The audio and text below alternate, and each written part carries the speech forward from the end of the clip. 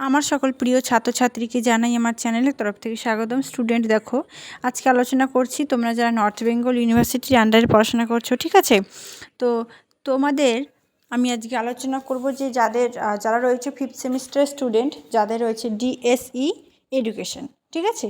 DSE education যাদের রয়েছে, আমি প্রিভিয়াস ইয়ারের প্রশ্ন নিয়ে আলোচনা করছি 2022-এর, ঠিক আছে? এই ইয়ারের প্রশ্নটা কিন্তু খুবই ইম্পর্টেন্ট তোমাদের এইবারের জন্য, তার জন্যই কিন্তু ভিডিওটি নিয়ে আসা, ঠিক আছে? তো চলো আমরা আলোচনা করছি। তোমাদের 3টা সিলেবাস রয়েছে, কিন্তু 3টা পার্ট, আমি 3টেই আলোচনা করব, কিন্তু তোমাদের একটি পার্ট কিন্তু পরীক্ষা দিতে হবে। যেটা পার্ট পড়ছো সেটাই তোমরা পরীক্ষা দিবে, ঠিক আছে? দেখো, আমি প্রথমে আলোচনা করছি যে তোমাদের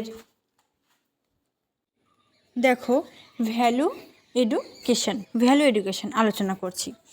মূল্যবোধ, তো মূল্যবোধ বলতে কী বোঝো? 3 মার্কের একটি প্রশ্ন রয়েছে। তারপরে মূল্যবোধ শিক্ষার 3টি উদ্দেশ্য উল্লেখ করো। সহপাঠক্রমিক কার্যাবলী কী? নেক্সট। তারপরে রয়েছে তোমাদের সামাজিক মূল্যবোধ বলতে কী বোঝো? নেক্সট প্রশ্ন, গণতান্ত্রিক মূল্যবোধের গুরুত্ব কী? মূল্যবোধ শিক্ষার 3টি গুরুত্ব উল্লেখ করো। নেক্সট 6 মার্কের প্রশ্নতে রয়েছে, দেখো এখানে রয়েছে বিভিন্ন ধরনের মূল্যবোধের গুরুত্ব বর্ণনা করো। মূল্যবোধ ও মানব অধিকার শিক্ষার সঙ্গে সম্পর্ক কী? সহপাঠক্রমিক কার্যাবলীর মাধ্যমে মূল্যবোধ কীভাবে স্থাপন করা যায়?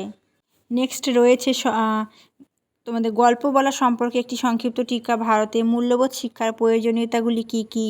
মূল্যবোধের উপর প্রভাব বিস্তারকারী উপাদানগুলি কী কী? নেক্সট বলছে এখানে ভারতের পরিপ্রেক্ষিতে মূল্যবোধের দার্শনিক ভিত্তি আলোচনা। পাঠ্যক্রমের মাধ্যমে কীভাবে মূল্যবোধের বিকাশ ঘটানো যায়? দেখো এখানে তারপরে বলছে মূল্যবোধ শিক্ষার জন্য শিক্ষার একজন আদর্শ ব্যক্তি, এটি ব্যাখ্যা করো। জাতীয় মূল্যবোধের উপর একটি টিকা লেখো। এবারে আলোচনা করব কম্পিটিটিভ এডুকেশন, ঠিক আছে? এখান থেকে আমরা আলোচনা করব তুলনামূলক শিক্ষা 3টি গুরুত্ব উল্লেখ করো। তারপর রয়েছে তুলনামূলক শিক্ষার বৈজ্ঞানিক পদ্ধতি। তুলনামূলক শিক্ষার ধর্মনিরপেক্ষ উৎপাদের 3টি উপাদানের নাম। তারপর ইউকে প্রারম্ভিক শিক্ষার 3টি লক্ষ্য উল্লেখ করো। তারপর রয়েছে এখানে ইউএসএর প্রারম্ভিক শিক্ষার 3টি লক্ষ্য। তুলনামূলক শিক্ষার ঐতিহাসিক পদ্ধতি বলতে কী বোঝো? দেখো তারপর রয়েছে তুলনামূলক শিক্ষার পরিধি ব্যাখ্যা। তুলনামূলক শিক্ষার সমাজতান্ত্রিক পদ্ধতি আলোচনা করো। তারপর রয়েছে তুলনামূলক শিক্ষার আধ্যাত্মিক উপাদানগুলি ব্যাখ্যা। ইউকে মাধ্যমিক শিক্ষার পাঠ্যক্রম সম্পর্কে একটি সংক্ষিপ্ত টিকা। ইউএসএ প্রারম্ভিক শিক্ষার পদ্ধতি সম্পর্কে আলোচনা। ইউএসএর মাধ্যমিক শিক্ষার মূল্যায়ন পদ্ধতিগুলি কী কী? তারপর এখানে রয়েছে যে তুলনামূলক শিক্ষার প্রকৃতিগুলি কী কী? তুলনামূলক শিক্ষার মনোবৈজ্ঞানিক পদ্ধতি সংক্ষেপে আলোচনা। তুলনামূলক শিক্ষার প্রাকৃতিক উপাদানগুলি ব্যাখ্যা করো। তারপর এখানে রয়েছে ইউএসএর মাধ্যমিক শিক্ষার কাঠামো পাঠ্যক্রম পদ্ধতি। তারপর ইংল্যান্ডের প্রারম্ভিক শিক্ষার কাঠামো পাঠ্যক্রম মূল্যায়ন প্রভৃতি ব্যাখ্যা করো। তারপর রয়েছে এখানে প্রথা বহির্ভূত শিক্ষার সংজ্ঞা। মুক্ত শিক্ষা বলতে কী বোঝে? দূরাগত শিক্ষার 3টি সীমাবদ্ধতা উল্লেখ করো। তারপর এখানে রয়েছে যে বহুমাধ্যম কী? দূরাগত শিক্ষার সীমাবদ্ধতা।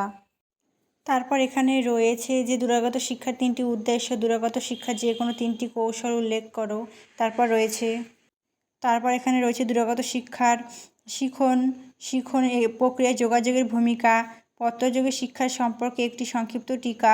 ভারতের দূরাগত শিক্ষার বিভিন্ন সমস্যাগুলি আলোচনা করো। তারপর রয়েছে নেক্সট এখানে রয়েছে যে দূরাগত শিক্ষার সমস্যা।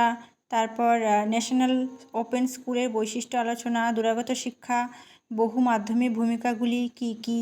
তারপর এখানে 12 মার্কের প্রশ্ন জন্য রয়েছে দূরাগত শিক্ষার বৈশিষ্ট্য কী কী? 12 মার্কের জন্য রয়েছে দূরাগত শিক্ষার বিভিন্ন কৌশলগুলি ব্যাখ্যা করো। তারপর এখানে রয়েছে যে দূরাগত শিক্ষার সুবিধা সীমাবদ্ধতা। তারপর বর্তমান ভারতে দূরাগত শিক্ষার ক্ষেত্রে শিক্ষাগত প্রযুক্তির ভূমিকাগুলি কী কী? ভারতে দূরাগত শিক্ষার উন্নতির উদাহরণ সহযোগে তোমার মতামত দাও। তো এগুলো তোমাদের পড়তে হবে খুব ভালো করে।